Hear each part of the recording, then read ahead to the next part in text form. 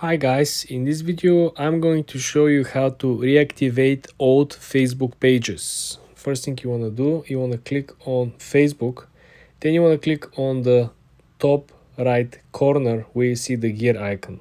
You want to click on the gear icon and then you want to click on the right side of the magnifying glass.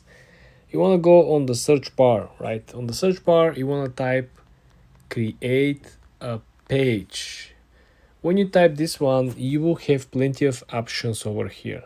The third option, as you can see over here, is reactivate page. This is where you're going to click, and if you previously created pages that you archived or you make them private, right, or simply deactivate the pages, you will be able to reactivate pages.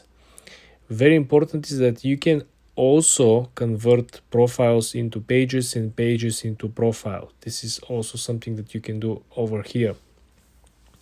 Also plenty of options. You can see that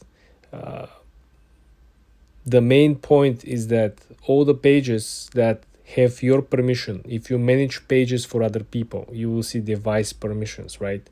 And all the pages that are associated you as a manager for the pages will also be able to be reactivated from here.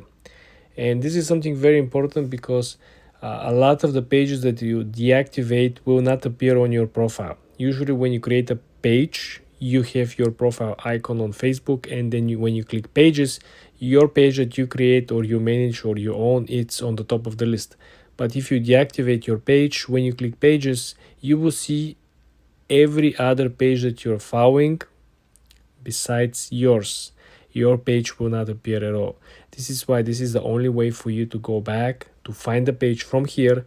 Click reactivate your page. It will ask you which page you want to reactivate.